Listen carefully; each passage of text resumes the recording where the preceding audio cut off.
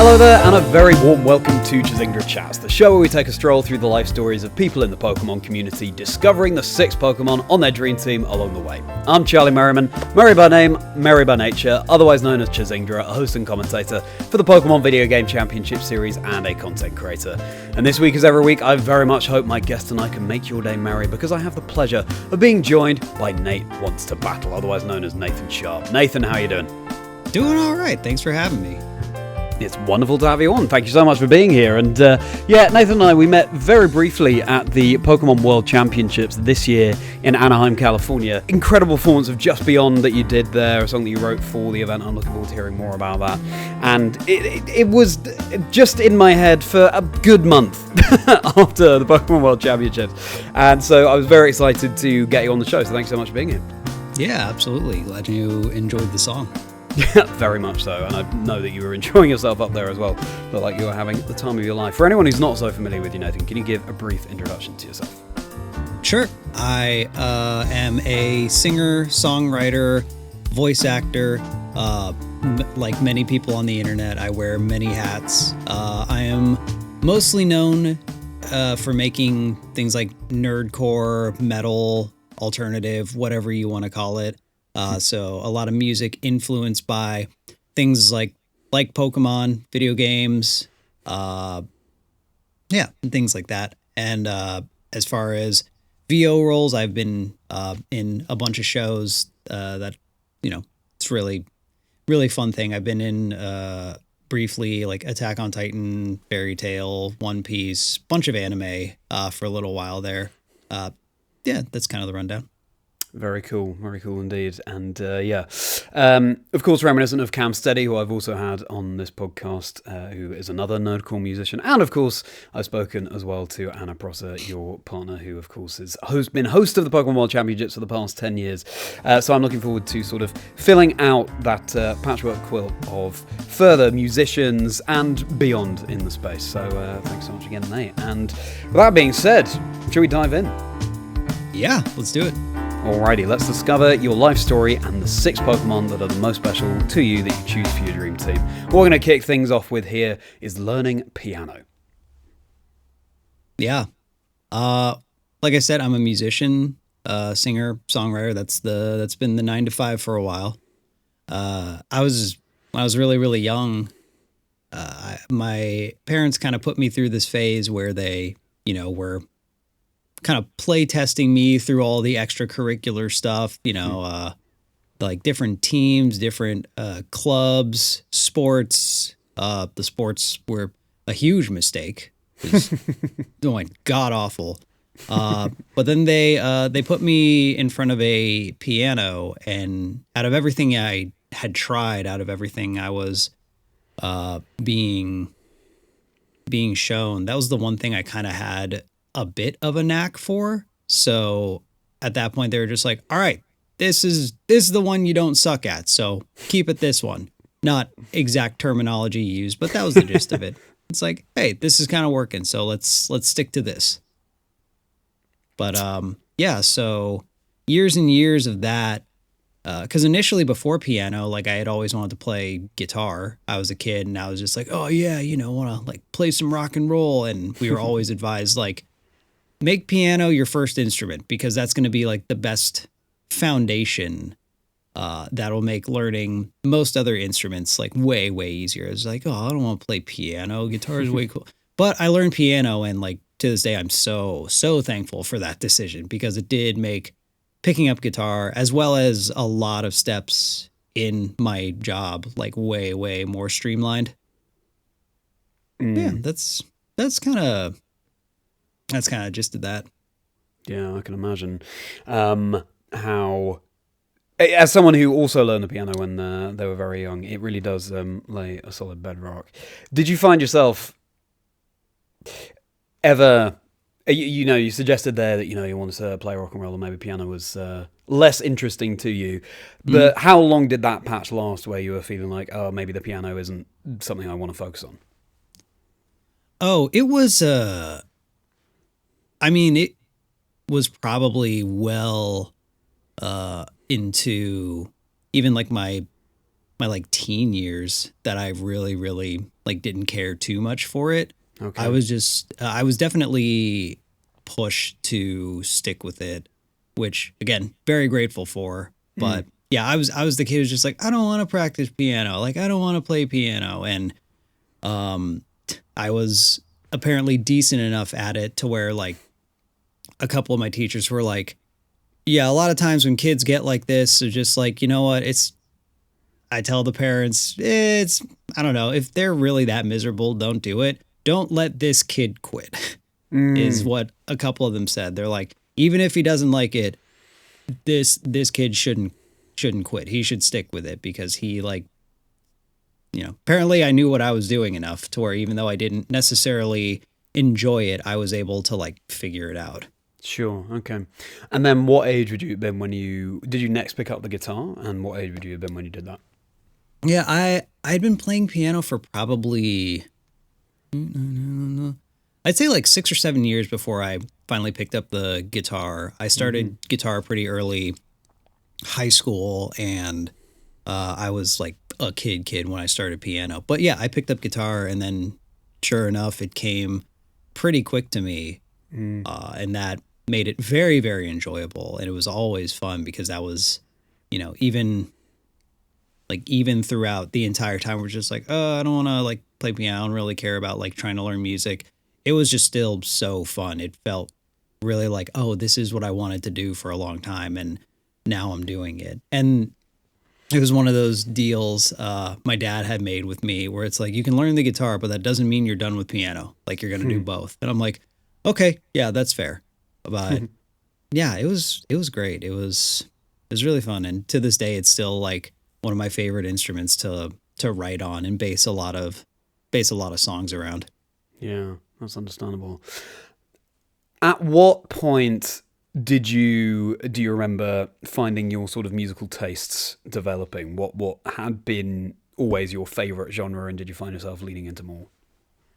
Oh, it was definitely high school as well. Up until high school, I was pretty limited and like pretty sheltered on what I was allowed to consume. So nothing too like hard, nothing too intense.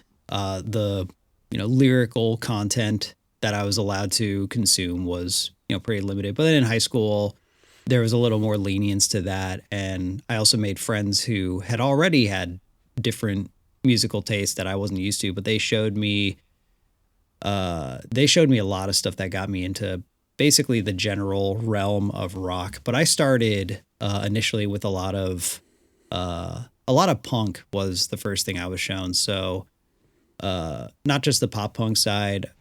One of the first bands I was introduced to that is still one of my favorites to this day. It was Green Day. Like I listened to that in high school, and I was just like, "Whoa, this is crazy!" And then sure enough, like finding videos of Green Day and all these other bands performing live, and going to local shows, my friends taking me to shows of like smaller bands playing shows for like 20, 30 people. It was just like, okay, yeah, this is what I want to do. Like I know like I was going to do something with music because like it's the main thing I've known all my life, but like that really put into focus like, oh, okay, this is the goal. This is like the pathway to pursue. Wonderful. Well, perfect time now to ask you to put into focus your first Pokemon that you're going to choose for your dream team. So as a reminder, everybody, the aim here is not for Nate to build the most competitively viable team, though he can do that if he so chooses. It's just the 6 Pokemon that have been the most special to Nate over the years, and he can define that for himself in whichever way he would like. He's decided on them in advance. I have no idea what they are. So tell us, Nate, what's going to be Pokemon number 1? Number 1 has to be Zoroark. Zoroark's my favorite Pokemon, and that's always going to have the top spot for me. Zoroark, okay. Now, I realise we haven't introduced the Pokemon thread to your story yet, but we're about to do that, so I'll just bear that in mind, everybody. But Zoroark, what is it that speaks to you so much about that Pokemon? I don't know. I played Gen 5 in college, and college years specifically for me were really rough. It's the whole, struggling musician, the typical format of education and learning, like really, really did not vibe with how I wanted to structure and learn things. So college was definitely a time of like, what am I doing? Where am I going in life? And I had some friends who were getting back into Pokemon because I had fallen off for a little while there. And yeah, I was really like needing some kind of like comfort, and I had only been back into video games for like a couple of years and it was pretty light, but Black and White came out. I got a DS with the little bit of tutoring money I had saved up and played that, and I was just immersed. I was just like locked in, and it was really, really special. So like Gen 5 all around to me is like very, very special. And I kind of just thought Zoroark was cool. I'm just like, whoa, I love the design. Like I've always had especially in recent years, an appreciation for Japanese culture, Eastern Asian culture. I'm half Korean, so that's also like kind of embedded in me. And this kitsune, this fox, I was like, whoa, I really like the design. I really like its ability is so unique. It actually got me to like try my hand at some light competitive, because the idea of using this, it was just like, I just want to use this for the utility and see if I can make it work. It was really, really fun. And I don't know, I just like really vibed with it. It was definitely a bit of an edgelord, and I like to pretend I am. So Sure. I mean, I'm sorry to hear that, you went through a difficult patch at college, but I'm very pleased that Pokemon was there to help you through that. Also, Zoroark just has that, I don't know, I hear, the vibe of some of your music, take Just Beyond, for example. I look at Zoroark, and they do kind of go together. It's got that I guess, pop punky kind of vibe. Would you agree? I could see that.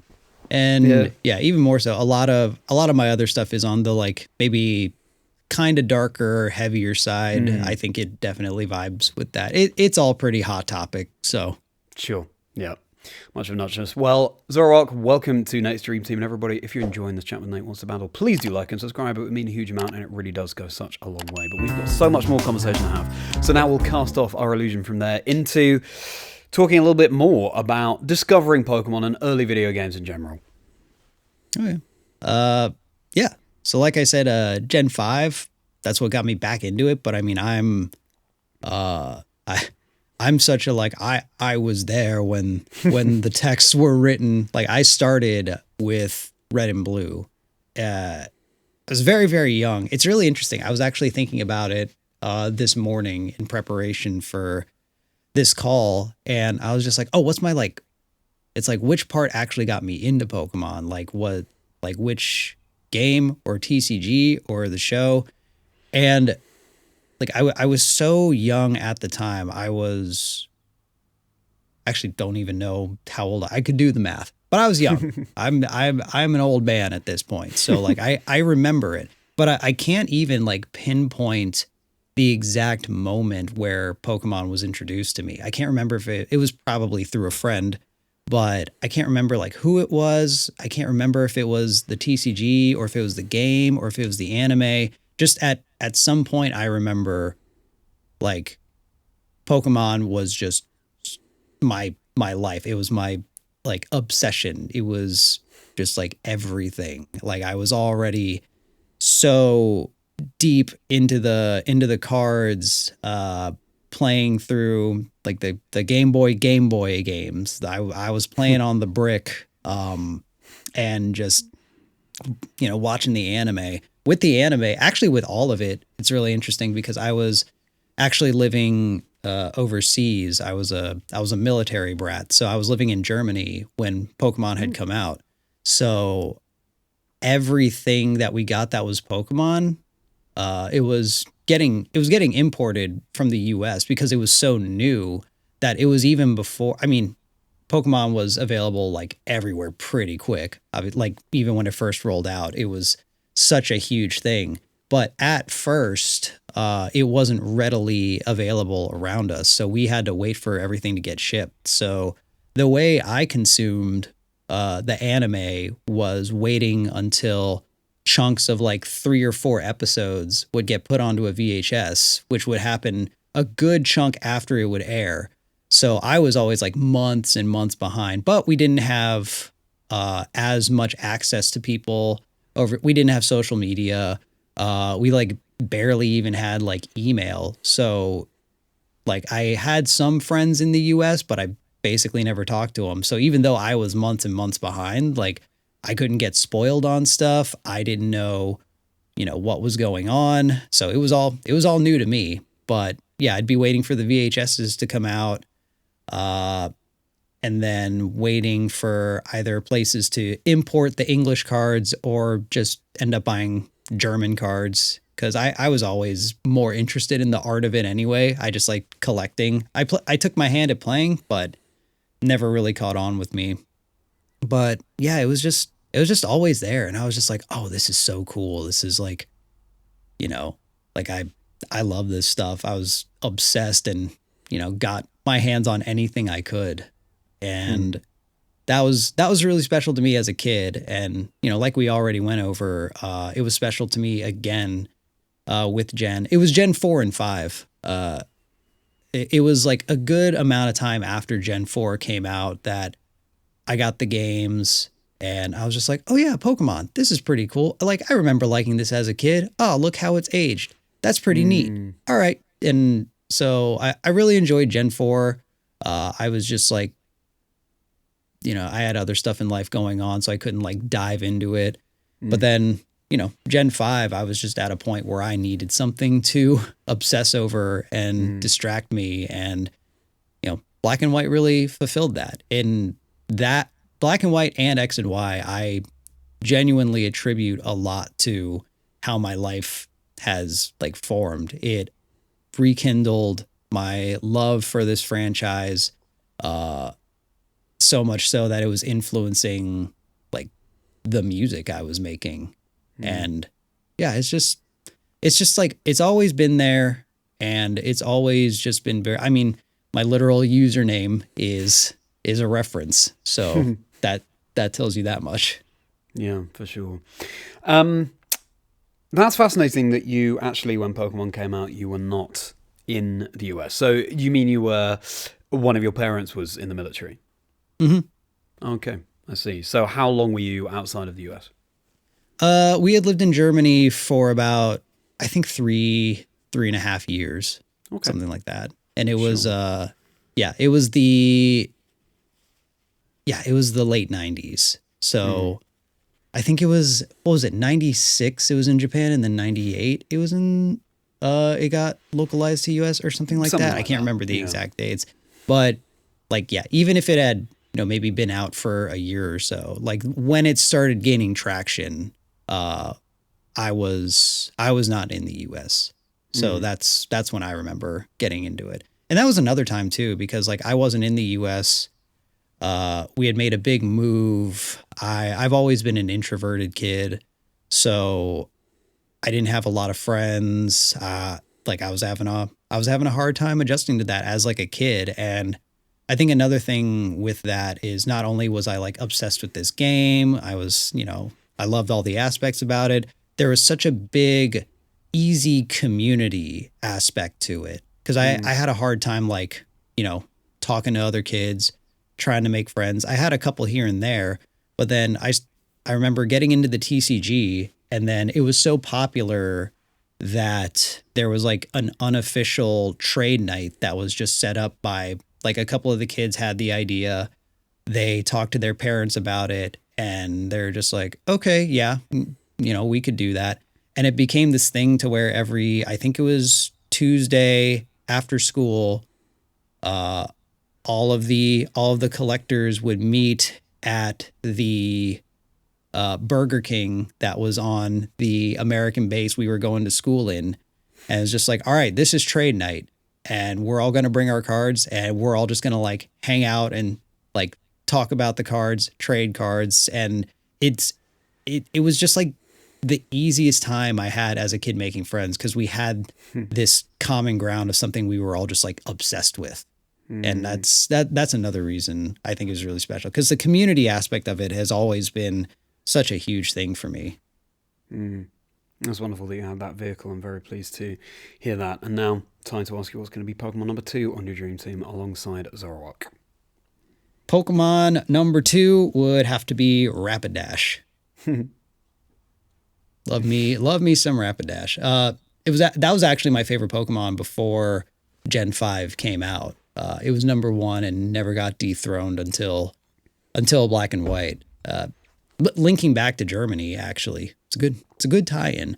One of the other hobbies that I had over there was horseback riding. It was a really fun thing to do over there. There were like mountain trails, so we would, always go to this stable where, my dad would go, and then a bunch of other people. It was a group. It would always be a group of like 10 to 12, would just get ready, hop on horseback, and just like ride around for a few hours. So I was a bit of a horse girl as a kid. So yeah, and then that was around the same time Pokemon had come out, and I saw this. It's like, whoa, that's a horse, but it's on fire. Sick. So yeah, that one's always been special. So number 1 for a very long time, but now it's member number 2. Oh, okay. Wonderful that it tied in with the very early experience that you had there as well. Okay, well, Rapidash, welcome to Nate's Dream Team. Now let us flame wheel from there over into your move to Los Angeles for the first time. Yeah. These are great transitions, by the way. Well done. Thank you so much.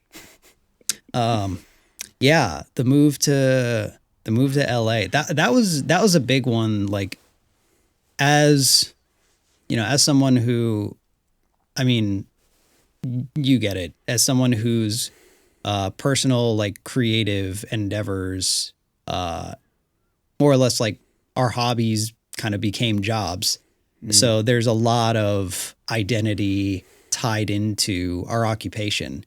So, I watched a lot of YouTube videos, a lot of the, Gen 1 YouTube people, as well as was making music, and really wanted to like combine the two and like make it work. Cause it was around the same time I was in that struggling musician phase. Cause I was just like, how do I make this work? Because like I was in bands and none of them were like taking off in the way that I loved the process, and I loved being in a band, the like old school garage band, hope we get signed to a label pathway we were pursuing. But it was so difficult. It was so competitive, and it just was not panning out at a rate that I thought was going to work. So on the side, I had started making YouTube videos. It was just like music covers, things like that. And at the time, additional context, I come from a rare background in which my parents were very supportive of me pursuing this really, really weird thing. Because my dad always kind of knew that like I wasn't cut out for traditional college. Like even if I was going for music, whatever I was going to do was probably not going to check if I had a degree. But going to college for music still like applied to what I was doing. It was just like, okay, we're gonna like invest in converting your bedroom into a studio so you can like try and make this work, which I'm very, very thankful for. And I recognize what a privileged position that is. And it was like this like YouTube music thing you're doing. I don't get it. It's so interesting because I talk to so many of my friends who do this, and they're always just like, they're doing it full time. And they're like, my parents are like, I don't get it. Like, is this really a job? Like, when are you going to start like, like these people are like making like way more money than their parents are, and their family will still be like, so when are you gonna like do a more like real thing or whatever? And I am so fortunate to come from a background where they're like, if you can make this work, then like we support it, but you have a deadline. It was something like, I think I forget the exact age, but it was like, once you turn this age, if this isn't making more money than your job, you need to lock in to college and like get a master's in piano and just like, do that kind of thing. And I had one video like take off. It was actually a Pokemon related song, and it popped off, and I was like, look, this is doing it. And then I, kept doing the similar format over and over. Cause after the first one, they're like, okay, you had one do well, but like, that's not sustainable. But at the time, especially with YouTube, if you found a formula that worked, you could get a lot more sustainability out of it, versus like nowadays where trends come and go like in 2 or 3 days. So I had this format of making music that was, video game influenced, and it just kept going and going. And eventually I was like, look, it's consistently making more than at the time I was tutoring, in piano and guitar. And at a certain point, I slowly kind of stopped doing that, but didn't really like tell a lot of people outside of the students I was no longer teaching. Cause it's not like a traditional job where it's like, I quit my job, I told my boss I put in my 2 weeks. It's just like, it's a long list of people. And it was like gradually I had to start taking people off of my tutoring list because I really needed more time to focus on YouTube and on music and writing and stuff like that. And eventually it was kind of like I broke the news to my parents like, hey, this has already been doing better than my job, and I've actually already been focusing on that. Look, it's outperforming by a lot, and it's also just continuously growing exponentially. Is this enough for you to like give me the blessing to like lock in on this and basically like stop going to college and things like that?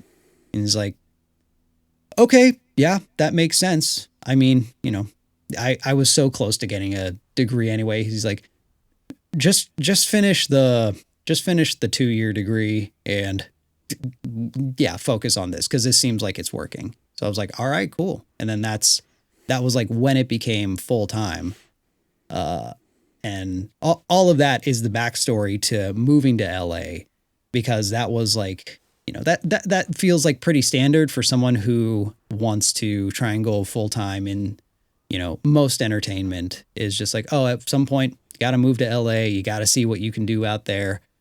And I took that leap after about, I want to say 2 years of doing this full time. And, I was very fortunate in that I had a couple of friends who had worked with a lot of people in the space in LA, people that I like was already fans of, a lot of like big YouTubers and things like that, to where they're like, hey, yeah, if you visit, because at first it was just a visit. He's like, if you visit, you can, like, I can like set you up and meet some of these people. You can see how it goes, and you can really put out feelers of how much this would be sustainable for you.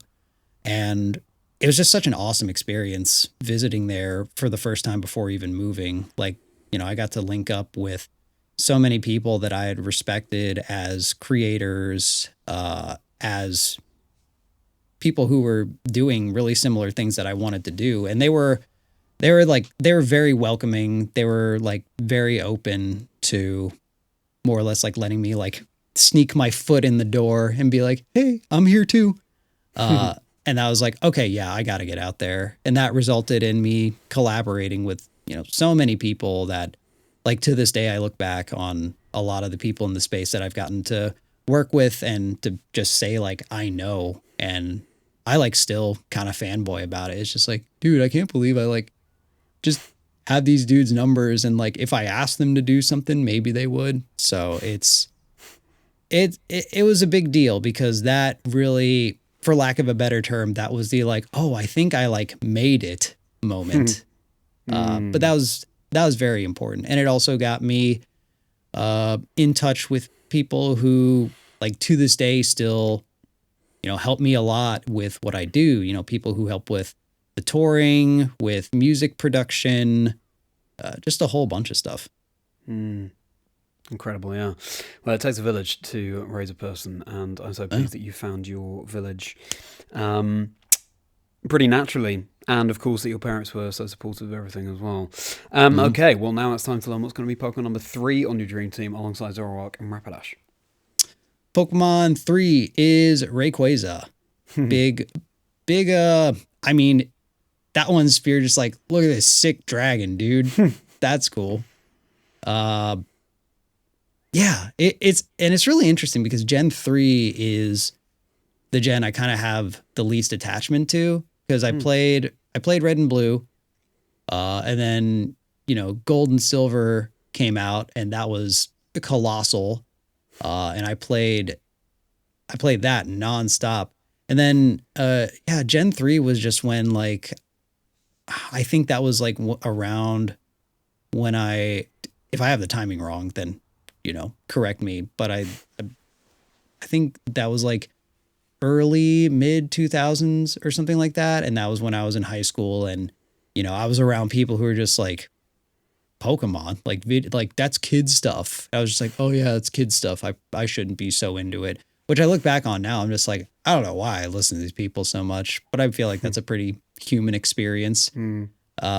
But yeah, Gen 3 is the one where I fell out of it, like, completely. Like, I did not touch those games until I had gotten back into like Gen 5 and even Gen 6. But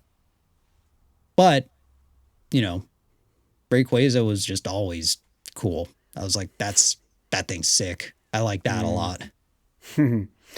Yeah, and sometimes it's as simple as that. It really strikes a chord with you. And we've got a pretty diverse range of sort of animals that these Pokemon are based on so far. We've got fox, horse, and now we've got this dragon as well. I also, Gold and Silver remains my favourite to this day, Generation 2. And I just think sometimes it's just all to do with the age you are when a Pokemon or any game comes out, and if it speaks to you. And I think Gold and Silver just happened to be exactly the right age for me. But yeah, Rayquaza, just a really cool dragon. You said it yourself. Well, welcome to the team. We will now dragon ascent from there into the music that you've made for franchises. Nice. Gonna compliment every one of those transitions. Excellent. It's seamless. So smooth. Thank you. Yeah. It's a little bit more nebulous. It's less of a staple moment, but more just something I've had the honor and privilege and honestly like almost terrifying opportunity to do so consistently. But that is being able to work with and make music for these things that I grew up with, that I have my own personal attachment to. I've had the pleasure, also get to flex a little bit the resume, but I've been able to make music for, obviously, Pokemon that we've talked about. I've been able to work for the World Championship soundtrack 2 years in a row, which is a huge honor. I've also been able to work with Dragon Ball Super, doing the opening for the Tournament of Power arc. I've worked with Sonic the Hedgehog on multiple occasions at this point. That was another big one growing up for me. Not quite as obsessed as Pokemon. I definitely lean more Pokemon, but was still a huge Sonic fan as a kid. And yeah, just a bunch of other stuff too. Even ones that maybe I don't have as much attachment to, but was very aware and had a lot of respect for. I've done 2 songs for Beyblade, and that's one that I just think is so cool. Like, Beyblades are sick. Literally just spin tops that destroy each other. It's so cool. So I got to do 2 songs for the Burst anime, and those are those are also a huge honor. And it just continuously is this thing where I'm so stoked and proud and a little bit scared every time I do this, because I get to be like, yo, I'm like, they're coming to me, like they think I'm like the nerd musician guy. So like, let's get him to do it. And there's an element of, it's very scary because like I said, I have a lot of attachment and knowledge and respect for all of these different franchises and IPs. And every time I do it, I really, really try to lock in the focus that like, I want to make this good for the community. I want this to be something that contributes and uplifts, whatever it is, this show or this game, this fandom, because like, you know, I'm a part of it, you know, like, a lot of times, you know, they kind of get more or less like hired guns to do these things, which there's nothing wrong with that. Like that's neither a right nor a wrong way.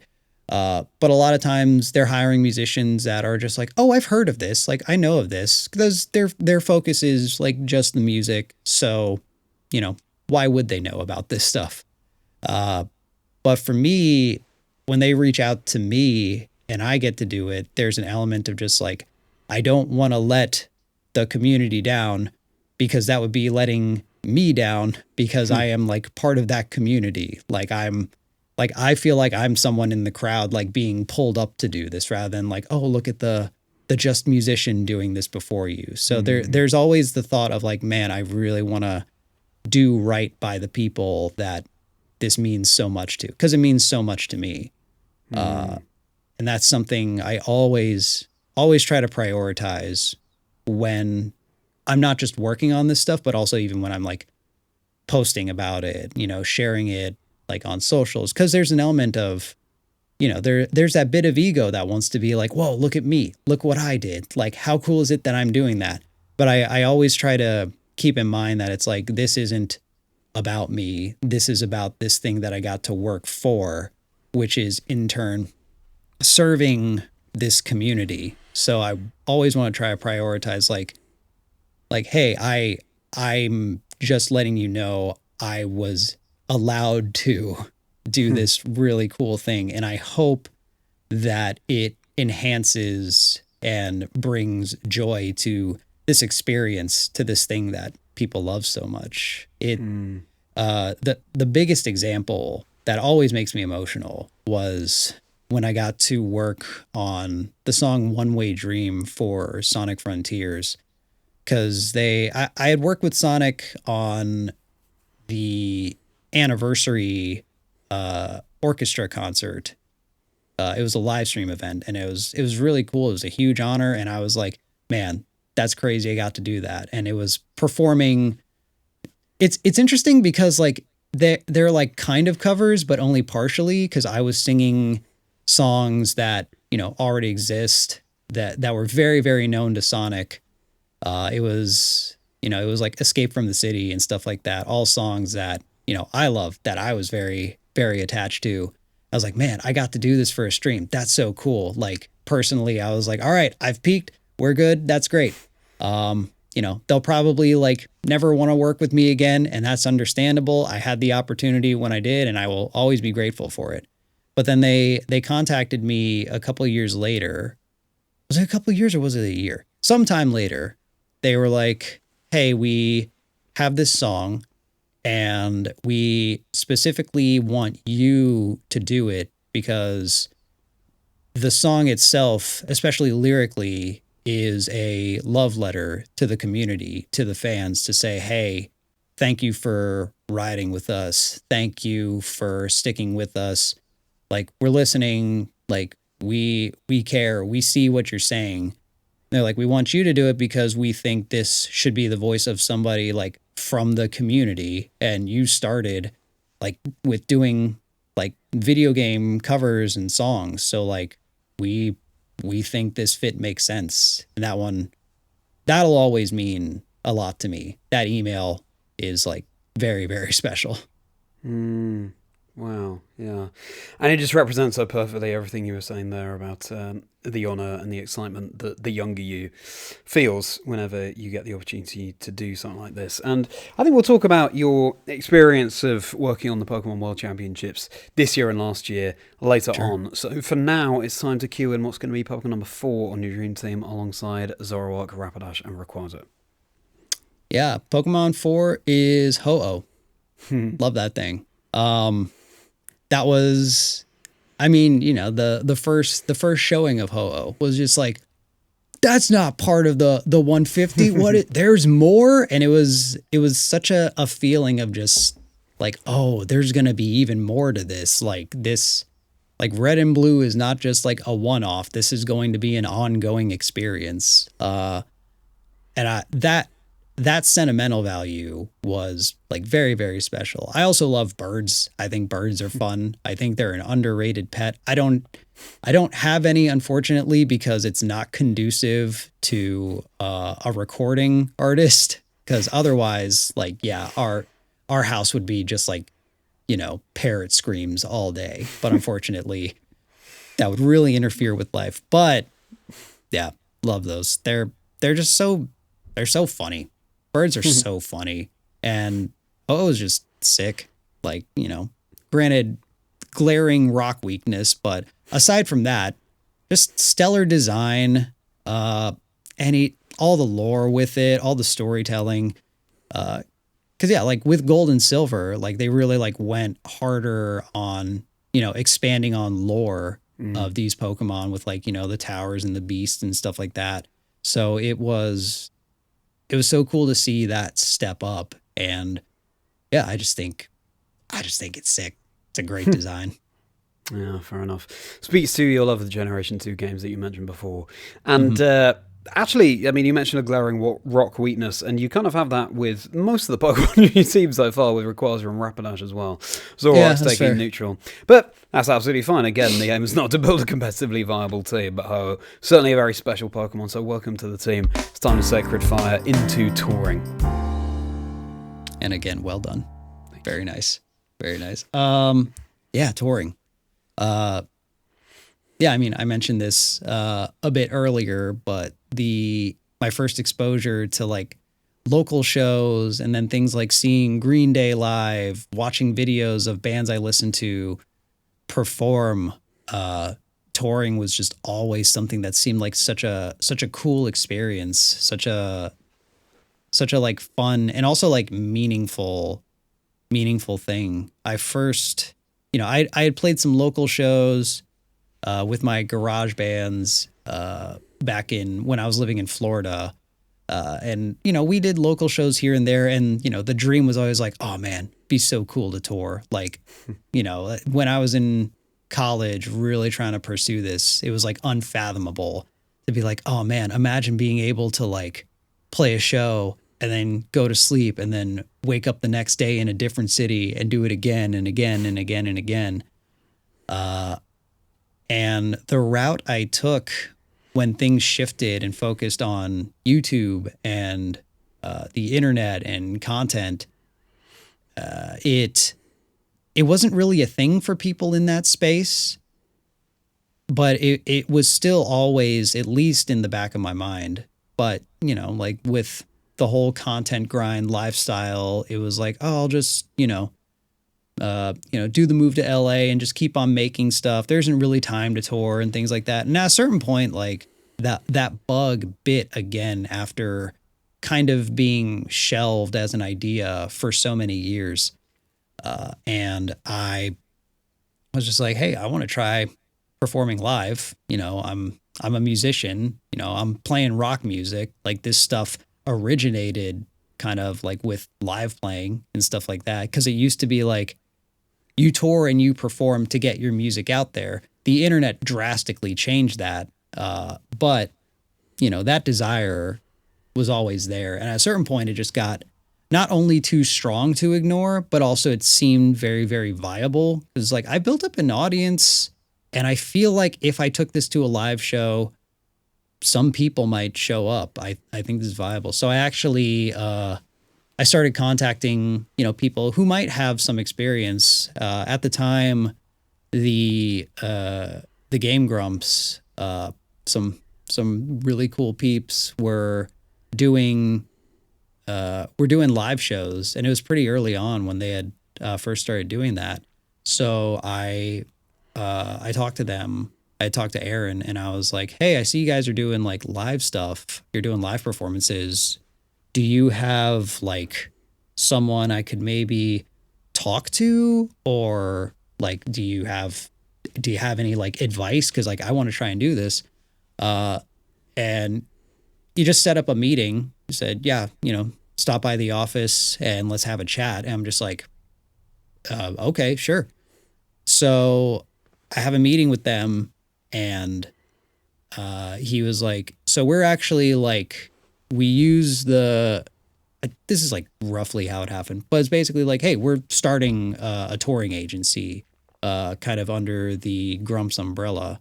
And we're working with," and he introduced me to a couple people on the team. It's like, these are the people who have experience with booking shows. Their background's closer to what, you do with like rock shows and things like that rather than, comedy shows. But yeah, we should like try and make some stuff happen. And that agency is real good touring. And like to this day, I still work with them. That was back in 2016 or 2017 was when I first started playing live shows under the Nate Wants to Battle label, under the name. And yeah, the first time I played a show, it was me and some other YouTube musician friends, and it was just like so much more than I thought it was going to be for a first show. It was, like hundreds and hundreds of people at a first show, which my background playing local shows, the small bands I was in, it's like, dude, if we can get like 40 people out, and then like the other artists can get another like 30, 40 people, if we can play for like 100 people, that would be like insane, which that's not to minimize that, that is also like an incredible feeling. But there was definitely kind of a privileged result of the route I took, to where instead of the grind of doing small like van tours for venues of like 100 cap or something like that, the route I took was, the YouTube route, the music route. So it was a grind in itself, just in a different way. But then I was kind of able to skip the really, really like roughing it out tour life, which I probably would have enjoyed anyway, because I love doing it. But yeah, those first couple shows were just amazing. And I was like, whoa, I'm doing it. And so like a similar feeling to making music with like franchises and stuff like that. There was definitely like a younger part of me that was just like, this is what we wanted to do, and now we're doing it, and it's great. That's a feeling that I've been like really, really not accepting, but more like acknowledging and really leaning into. It's just like I'm like doing stuff that I'm really, really stoked on, and just, really, really enjoying being in the moment of all this. Because I had played those shows and it was amazing. It was like, I want to do more, I want to do like way more of that. And then, life happens, some of it career, a lot of it personal. There was a lot of mental health stuff that I had gone through, even to this day. Like, everyone's always making mental health. Everyone's always in it in their own way. But there was a period of like a couple of years where I was just like, I can't do this. I don't want to be perceived. I don't want like fan interactions. I just want to be a hermit and keep to myself. So there was a good couple of years where I was just like, nah, touring's not it. And then I started feeling a bit better about everything. I was just like, no, touring's like important to me, and I need to give that more space, more power. And it's, it's good for on the business side. It's good for the fulfillment side. So we booked a pretty ambitious tour route. And, it's just like, all right, amping up for tour, getting ready. I think this is going to be great. And that tour was scheduled for May of 2020. So that didn't happen. And it was like, all right. And that was at the point where, you know, people were still saying like, oh yeah, this is going to delay things by like a couple weeks or like maybe a month or so. So maybe we should. And then we were just like, if we reschedule to the soonest time, it's going to be summer. That's going to be too hot, and touring in the summer is like pretty miserable. So let's like push it back to the fall. And then after another couple months, we were just like, this isn't ending anytime soon. So we're just going to shelf this idea indefinitely.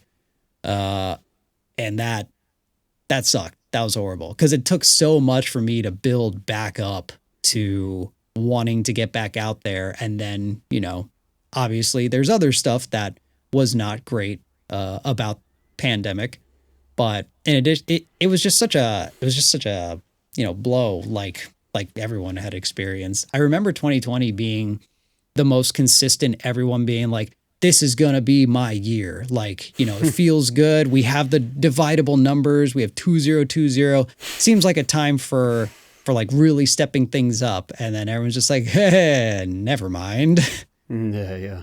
But the happy new decade really did a U-turn. Anyway, sorry. Yeah, no, like 100%. But yeah, so then we did a tour. The first tour back after pandemic was 2021, September. So it was just like things were just starting to not necessarily like be fine with it, but people were trying. So we were like, if people are trying and it's deemed like safe enough, let's give it a try. Let's see what we can do. And we got through a big chunk of it. We had a 4-week tour planned, and we were at the end of week 3, and we were feeling good until, sure enough, we got a positive COVID test result. And this was 2021. It was the Delta variant. So like it hit us like just a bunch of trucks, and we were just down and out and had to cancel the entire last week of tour. And that was a huge breaking point for me.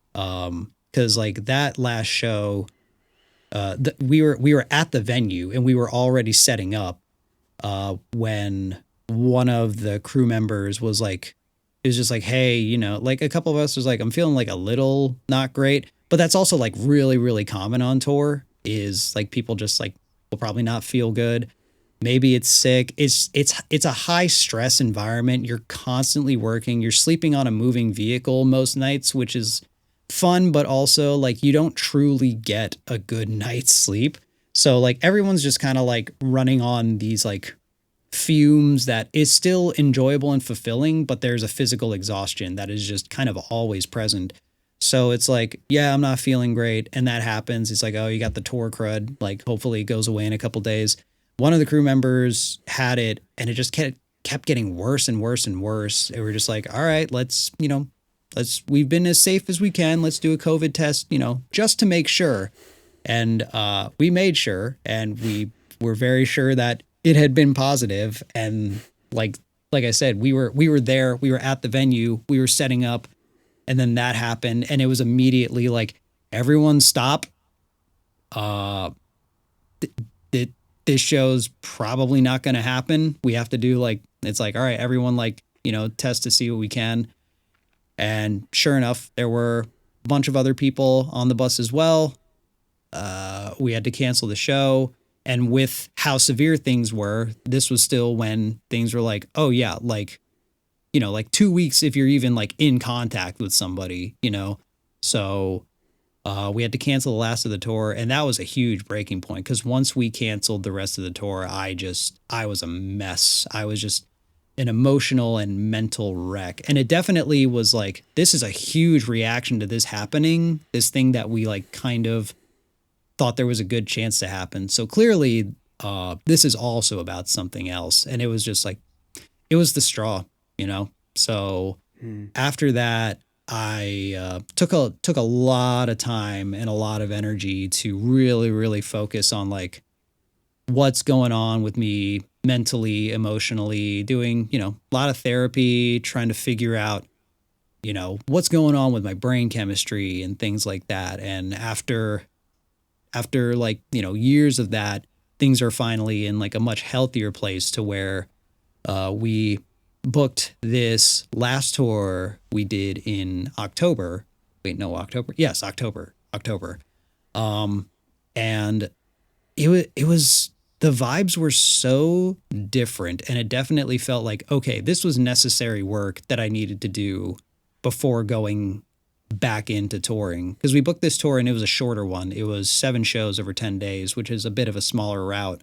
And I was like, I just want to I want this to be a play test. Like, I don't mind, like, most likely losing some money on this experiment, maybe like breaking even. Because ideally, if you want to make money on a tour, you just got to book way, way more shows. So it's like seven shows isn't going to do a ton, but it's like, I just want to see how it feels on like an emotional, mental fulfillment level. And it was I think the best tour we've ever done, not just in like the quality of the shows, the performance. That was a huge focus on the tour as well. We wanted to make sure that it was the best experience we could make with what we had available to us. But also just like, this needs to be fulfilling, because usually the reason an artist tours a lot, granted, it's still fun, but a lot of times it is to, pay off debt to a label, because that's where a lot of money is made for musicians, especially if an artist is touring for like months and months and months on end. But with this, we don't have a label we're paying back. We're touring independently. So the main goal is just like, let's make sure we can cover expenses, but also because we are not backed by anything, but basically, fan funding and our own stuff, which we're really happy to do. Money is not nearly as much of the focus as it is for a lot of other artists. So it basically came down as like, this really, really needs to feel good. This really needs to be fulfilling. Because otherwise it's like, if we're being exhausted all the time, we're not making like as much money as we could as, let's say, just like staying home and making more music, and it's not emotionally fulfilling, then there's kind of no point for us to do it. But sure enough, we went on this last tour, and it was, crowds were amazing. The vibes of everybody on the crew were just so stellar. And it was the first time a tour ended, and this could be contributed to how short it was, but it was the first time a tour ended where I was just like, and most of the crew was just like, oh, we feel like we were just like getting started. Like, we feel like we have finally locked in, and now we're ready to like really send this. And then it was just over. So that definitely says something good about like the state of mind that everybody's in, of just being like, yeah, this is great. Like, sure, there's always hiccups here and there. There's always logistical issues, but honestly, like, yeah, it was just fantastic. And it's like, this is how it should feel. This was like the goal. This is the fulfillment, and is really, really meaningful. Yeah, that's absolutely wonderful. What an arc and what a journey that was. I'm very pleased that you had that positive reinforcement by going on that most recent tour, and may there be many more tours as well. And also just thrilled to hear, of course, that you were able to work through the mental issues that you were having, and were able to talk that out and get the support that you needed. And now it's time to introduce what's going to be Pokemon number 5 on your dream team. So who will be joining Zoroark, Rapidash, Rayquaza, and Ho-Oh? Joining the team is Haunter, of all things.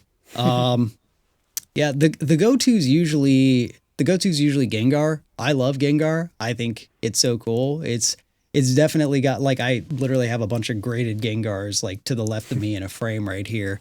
But obviously Gengar is going to get a bit more TCG love, being a final stage, and honestly more popular. But to me, Haunter was just like a way cooler design just as a ghost. I always found that evolution like so rad. Like, it just embodies spooky like way more. in my opinion, I think it's pretty sick. I was thinking about this earlier. I was just like, yeah, Haunter's more like ghostly than Gengar in my opinion. But then if I factor in Mega Gengar, like I've been playing a lot of Legends, and my love for Mega Gengar was like re-sparked. So it might be a tie between those two, because I think Mega embodies like, oh, this like edgy ghost. Probably more so than Gengar. Love Gengar. A lot of love for it. But I think it's one of those two. It's either the before or the after. Sure. Yeah. Mega Evolutions, for anyone unfamiliar, these temporary final forms that some Pokemon can access, and they might have a change in their stats or typing, etc. But Haunter, okay. And what do you think it was about Haunter that spoke to you? Was it just like, that's the one of the first ghost types, and ghosts are cool, sort of thing? Yeah. Like I said, I started with a Gen 1, so those were the only ghosts we had. And, I've always been, a spooky boy at heart. So out of the 3 ghosts available, I felt that was, the most representative of, being, just being spooky, being ghostly. Yeah, fair enough. Well, Haunter, welcome to the team. And before we round out this dream team, Nate, let's cast our confused rays over from there now into talking about the present, including, of course, your recent appearance at the Pokémon World Championships.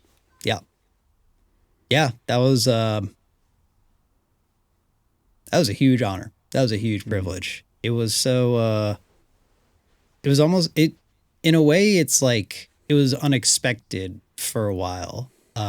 So I got to not only do a song for the World Championship soundtrack, for 2025 Worlds.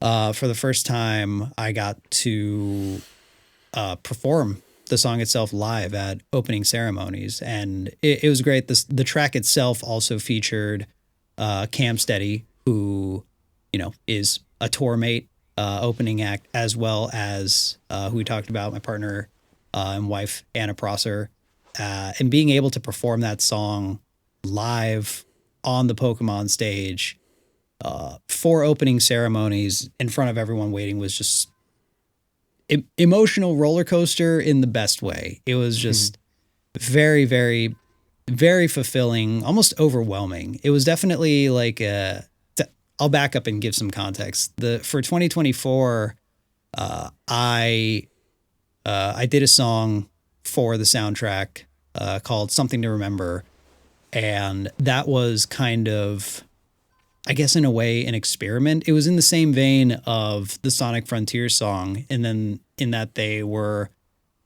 talking, and members of the team were like, "Hey, we want to try and be a little more community focused. We want someone from the community who's like attached to this to be a part of it, because that feels like it would be more meaningful to the community, is to have someone from it like be performing like at kind of, as I've seen, especially in recent Worlds, like a lot more reaching out in collaborative efforts with like influencers, content creators, people who show love for Pokemon online and get these followings. We want to do that and apply it to music. So that was like kind of a trial run in 2024 for me to do the one song. And according to them, it went over really well. They were very happy with the reception. Everything about it was just like, yeah, this is what we want to do with it. So not only do we want you back for next year, we want to brainstorm other people you think that would be a good fit for, doing this same thing. We want to like expand that.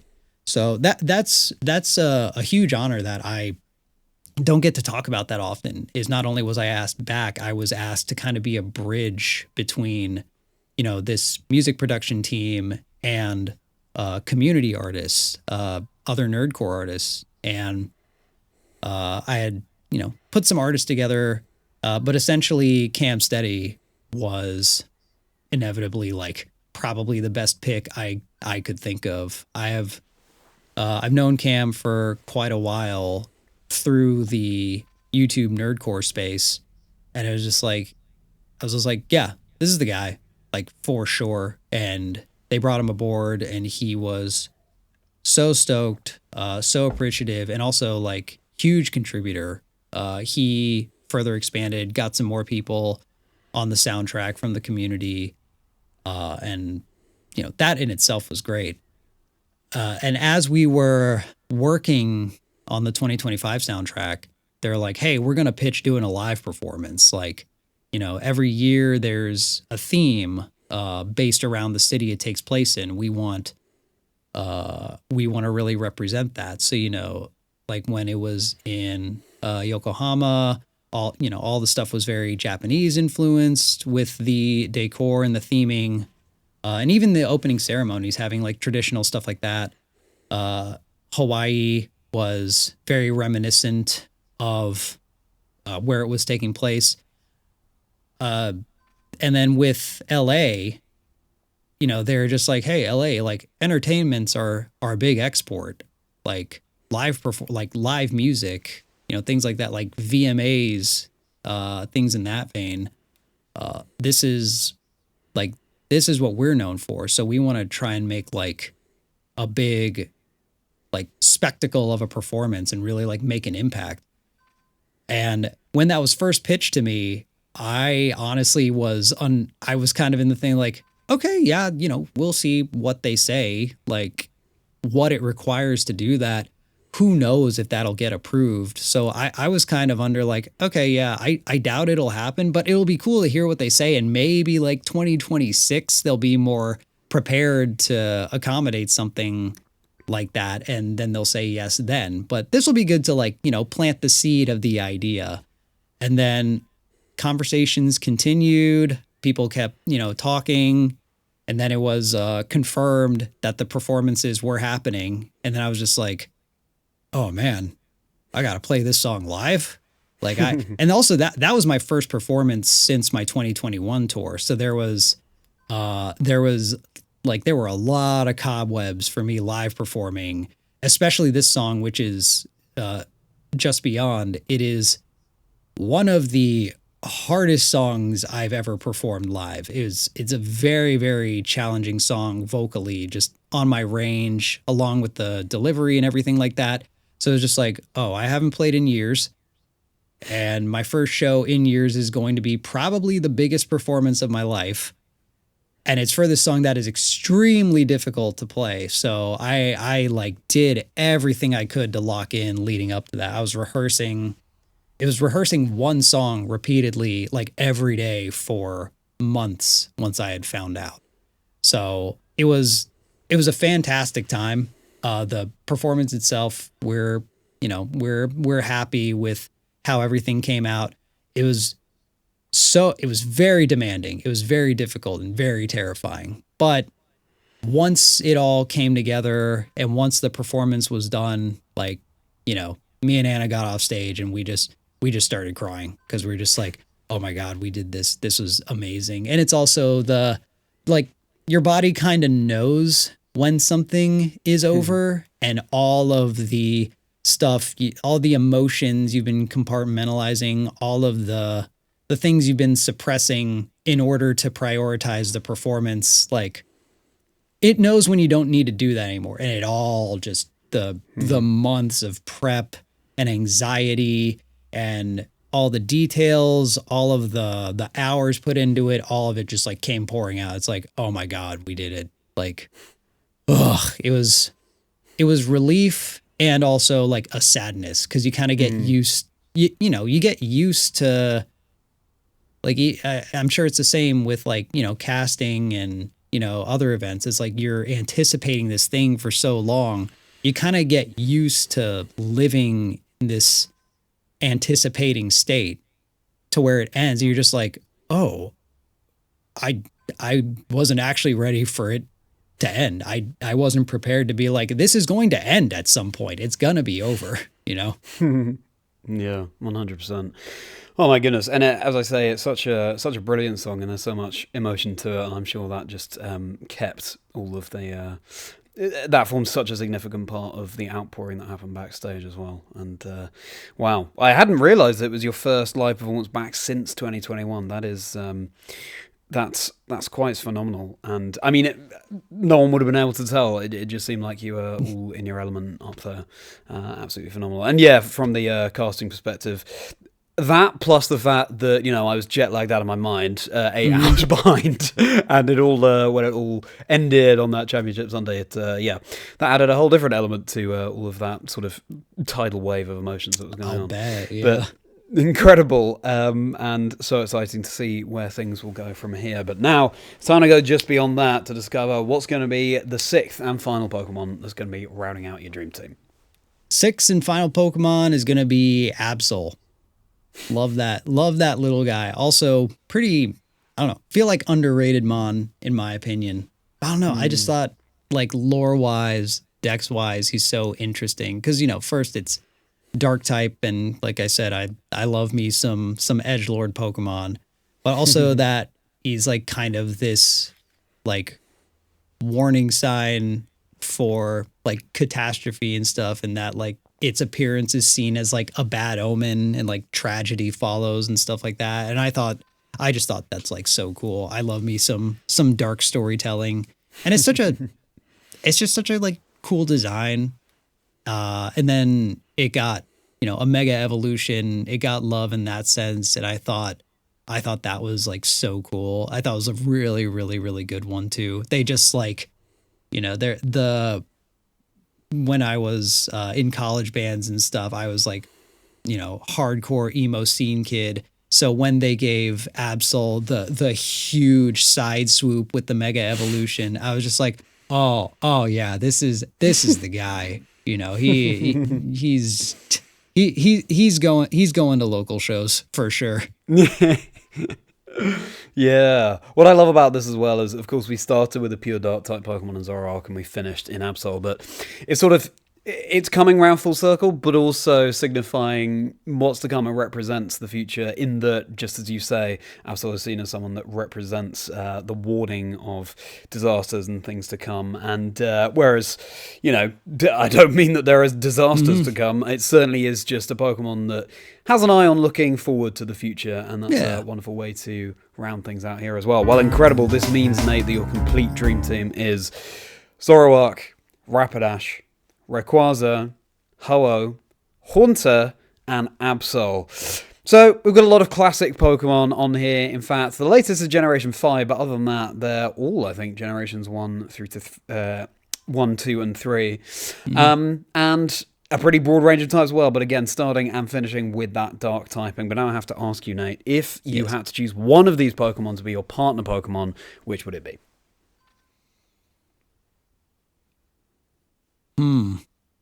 I think it depends on what aspect I'm approaching it on. I think Zoroark and Absol are like tied from the aspect of like, oh, this is like a partner Pokemon that like is by my side and I feel like could represent me. But then having a horse feels like it has so much utility. Like, oh, that's transpo right there. I think I'll still lock in with the number 1 and say Zoroark. I think that's the guy. Yeah, makes total sense. It's the one that kicked it all off. And as you say, Generation 5 happened to come around in a time where you really needed it. And it really represents just the journey that Pokemon has since taken you on. And I guess you've alluded to this over the course of our discussion, but I wanted to ask just in more explicit terms. You now, looking back to you then when, you're such a massive fan of Pokemon, now you get to work with these big franchises, not just Pokemon, but beyond that too. I mean, the younger you must just be buzzing. Oh my God, 100%. That's actually something that starting this year, I've really like made a lot of effort to like, revel in and really like show that younger self going into Pokemon, going into Worlds, and anytime I'm doing some kind of, especially live performance with that, because in addition to performing at Worlds on this last tour in San Francisco, June from Crush 40 came and played, performed "Escape from the City," the huge Sonic song that we were performing at these shows.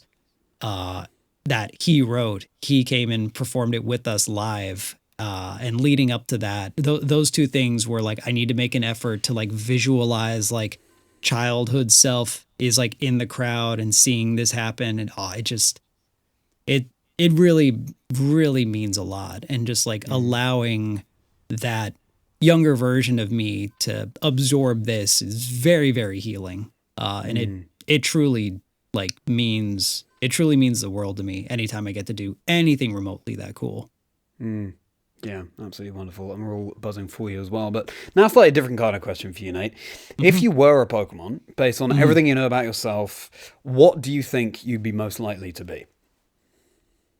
Oh, there's the approach of like, do I just say my favorite Pokemon because I feel like that's what embodies me, or is it something like, it's like, or do I want to take the approach of like, I'd want to be this because what a lifestyle, like. Well, I think the question is very much, what do you think you would be rather than what you would want to be? So I think, Zoroark sounds like it would make sense. Yeah. Yeah, I think Zoroark. Yeah. I think Zoroark would be a good one. That or the other side of the coin is something like, I don't know, maybe Slowpoke. I just get to like just exist and just be unfazed. Maybe that's more of an ideal thing. The goal of being as unfazable as a Slowpoke. Just like the world can happen around you and you can just sit there with like a dumb smile on your face. Yeah, well, how about you're a Zoroark, but you're disguised with your illusion ability as a Slowpoke? There you go. Perfect. There it is. Nailed well, it. Do you all agree that that's what Nate would be? Let us know in the comments. We would be fascinated to read. And speaking of you all, it's time for your community questions. I posted online, as I always do, asking for questions for my guests. Thank you so much for submitting them. I apologise I won't have time to feature all of them, and if I mispronounce any of your names or handles. But to kick things off, we've got Goodwin was taken, who'd like to know, was it difficult to switch from Pokemon news and sketches to music? And I assume this means that, in your earlier YouTube career, that's something you were experimenting with as well. Oh, yeah. Throughout the YouTube career, I definitely dabbled in so many other types of content. Even in like more recent years, like I always find myself kind of branching out and seeing maybe what else can work. So it was almost never like just music. As far as like difficulty switching, it was less of a switch and more just like I'm very cyclical with a lot of my creative endeavors and focuses and habits. And it's kind of like, I'll veer off of music for a little bit. I'll try some gameplay stuff. I used to like try and do Pokemon news, all kinds of stuff. And it always loops back around to like, oh, music is like the main thing. And so I kind of realized recently that doing stuff outside of music have become almost like good reminders that music is like the home of what is creative for me. So not necessarily difficult, more just like realization. Sure. Yeah. I think, whether it's YouTube or anything else, just trying different things, even if it just reinforces what you know already, it's important to have that experimentation. Thank you so much for that question. Next question here from, I've got a couple actually here, from your video editor, King Coolfish / Ryan. Now, first of all, Ryan would like to know, if there were no limits, blue sky thinking, what's the biggest creative venture you'd want to take on? Ooh, that's a fun one. There's a few ideas that come to mind that are things that I had like started to pursue in the past. And then it's that cycle again, realizing like this takes way more than I think I even have. And I loop back around to going back to music. At several points, I had like dipped my toes in trying to create other things like a D&D module was something that I had started working on, very quickly realized how daunting of a task, writing a book is, let alone writing a book that is also designing a game. Video game design, storytelling through non-musical means, maybe things like, I have a story I have like a fantasy story and setting that's like, oh, maybe this could be a book, maybe this could be a comic, maybe this could be like an animated series, things like that. There's all kinds of things that it's just like, oh, these are big endeavors that would be cool to do. But right now I'm in the cycle where I'm very hyper focused on music. So if you were to ask me right now, I'd say just a tour that has unlimited production, because budget for stage production is so expensive. But if it was just like, oh yeah, there's no budget, it's just like, oh yeah, let's get the big LED panel, let's like crank up the light show. I don't know, let's get like pyro in there, like why not? You know, stuff like that. So I think just really like upping the game of tour, which I mean, like, you know, who knows, maybe we're already on the pathway to do it. Yeah, I'm sure you are. And that makes total sense. Now, another question here from Ryan. Did you have any specific inspirations for your world song this year, Just Beyond? I mean, like I said, I started with Green Day, a lot of not just pop punk, a lot of like street punk, skate punk, but I think a lot of the pop punk phase came into play when making that one. You know, it's so guitar driven, it's core band, like, you know, there's some synths in here and there, but like at the heart of most of the stuff I write, it's, you know, 2 guitars, bass, drums, vocals, everything else is just kind of additional, but those are the driving factors. Mm-hmm. So when you were writing the song, it's not like there was a particular, you know, there's this general influence of Green Day, but it's not like there was a particular sound you wanted to emulate or another song you had in mind. Nothing. I don't think nothing too specific, more just like, once you spend enough time writing and recording in a genre, all of the specific songs and artists just kind of blend into one, this one being of sound. Yeah, no, that makes sense. Very interesting. Well, thank you very much for that. Now, final question here from Ninja Maxer. Again, apologize for any mispronunciations. What of all of your songs was the most gratifying to make? Ooh.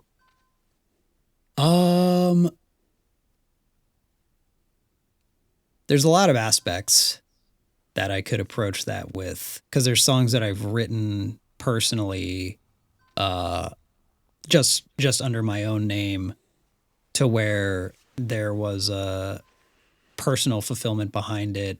I have 2 answers for that. The first one is almost the entirety of my most recent album, To Let Go, less satisfying, gratifying, and more like out of necessity. That was one of the big, like, mental, emotional, not breakthroughs, but like, you know, steps in the progression, in that it was more just like, I got all these demons, I need them out here. So I made an album about it. And it was just, it was very cathartic to write and record. There's a lot of stuff on that album that's like me in my own way, just like venting. There's a lot of like, there's a lot of elements to where I was just kind of like screaming into a mic, and then in post-production adding a lot of like filters, effects and stuff to where it got mixed into where you don't even really recognize it's a voice. So there's a lot of things kind of sprinkled throughout the whole thing. That's just me getting all of these heavy things like off my chest and out of me. The other answer to that is, I think it comes back to One Way Dream, the Sonic Frontiers song. I think that emotional attachment of what that song meant for community, what that song meant for fans, what that song meant for me as a fan and being part of the community. I think that is such a special type of fulfillment that is very rare and very privileged to have experienced. Yeah, you talked more about that earlier. I like how both of those answers, one is very much the more, well, they both have a personal tie, but one is very much your own music, and the other is part of one of the fandoms that you have loved so much since you were very young. So thank you for all of your questions there. If you'd like to submit a question for a future guest on Chazingdra Chats, you can find my handles at Chazingdra across X, Blue Sky, Instagram, TikTok, and of course YouTube. That's where I post the call-outs for questions for my guests. I would love to hear what you'd love to hear. All right then, Nate, so we've heard a lot about you up to now, but what's next for you? What is next? We have part 2. Yeah, this has been announced at the point where this is uploaded. If not, then whatever. It's a day early. Look, we have an exclusive. But we have part 2 of the Phantom Burial Tour coming in March of 2026. And I'm going to pull up a list of cities that I'm going to read off really quick, if that is quite all right. Absolutely, yeah. But yeah, we're touring as much of the rest of the U.S. as we can in that time, but we're hitting Las Vegas, San Antonio, Dallas, Houston, New Orleans, Nashville, Orlando, Atlanta, North Carolina, Washington, D.C., Boston, New York City, Cleveland, Kalamazoo, Michigan, Indianapolis, Chicago, Milwaukee, and Minneapolis. So if you are in any of those cities or are a easy travel distance enough, come out to a show. It's going to be really fun. It's myself and touring with, once again, Cam Steady and Jen Wunner as support. It was such a fun show. It was such a good time. We've been posting a lot online of what you can expect when you go to the show, and we want to see y'all come out. So see you there. Very exciting. Congratulations on that second leg of your tour. I mean, when you said if you're remotely near those cities, I was thinking, well, I wish I was, Nate. I would be there if I could be. But I know that you'll have fantastic support from everyone. And that's a good number of stops as well. Yeah, it's a good handful. Really we actually had someone at our Denver show a couple months ago fly out from the UK. Like they made a huge trek. So no excuse. I'm just kidding. Yeah, I was going to say, no pressure then. Journey. Yeah.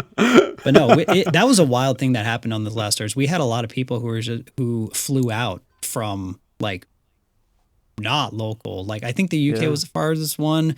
But we had like a handful of people, at least that we're aware of, that came from like other countries and stuff. And it was wild to see that. That's fantastic. Well, long may that continue. And now, final question for you, Nate. Looking back from now as a successful music artist, all the way back to the young Nate who, there were times he didn't really want to be learning the piano, but ultimately paid dividends. What advice would you give to that younger you? Honestly, I think about this question a lot. And as much as they don't want to hear it, I think probably practice more. Only because, man, when you, especially with how much I've been trying to lock in with live performances and stuff, when you just do something consistently, and it's one of those things where this is true, but you really have to experience it for it to digest. When you just repeatedly do something over and over again, it gets so much more effortless, and you don't have to put so much thought into it when you're actually doing it. And there's more space to just enjoy the performance itself. So practice more and have that kind of goal in mind. That's the light at the end of the tunnel. It's like, it's tough now, but like it makes for such a better experience when it's time to apply it. Yeah, and that can apply to any and all craft. So that's wonderful advice. Thank you very much for that, Nate. And the chat does not end there, because shortly we'll be getting into Nate Wants to Battle's Rapidash round, 15 or so minutes of bonus questions that my guests have not prepared for. And as all my guests, there's so much more I want to take a deeper dive into. Beyond Green Day, what are some of Nate's favourite other musicians? An artist that Nate would love to collaborate with. Any instrument that Nate doesn't play right now that Nate would love to learn to play. Any hidden talents or fun facts that people might not be so familiar with. Things like that. If you want to hang out with me and Nate for a little bit longer, then you can become a YouTube channel member or find my Patreon. Both of the links will be below. YouTube channel members get access to all sorts of perks, including 4 bonus videos per month. Fundamentally, I really appreciate the fact that you've listened to or watched this episode in its entirety. But again, if you want to learn a little bit more about Nate, then the options are available to you. The links are below. But for now, Nate, thank you so much again for joining me on Chazingdra Chats. It's been wonderful to get a deep dive into all of your fascinating tales and learn a lot of advice along the way. So thank you. Thank you. Thank you for having me. No, it's been wonderful to chat. And if people want to keep up with you online, where can they find you? Nate Wants to Battle wherever you consume whatever music platform you use. I'm on there. And come out to a tour. Come out to a show. I think those are one of the most fun and unique ways to do it. If finances allow. If not, Nate Wants to Battle on everything. Make sure you're following along and getting to a tour date if you can. And now, everybody, time for some YouTube words from this side of things. If you enjoyed once more, please do like and subscribe. It would mean a huge amount. It does go such a long way. Drop a comment too, because Nate, as with all my guests, has given us so much food for thought.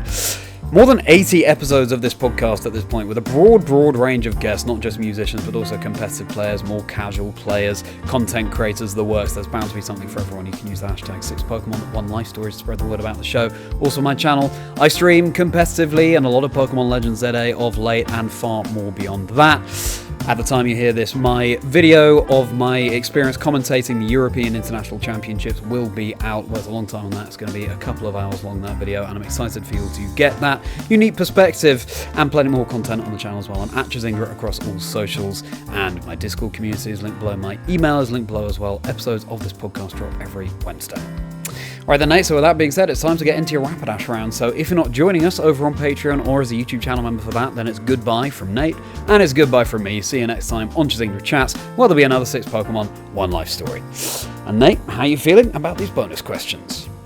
Feeling as ready as I can be, I guess.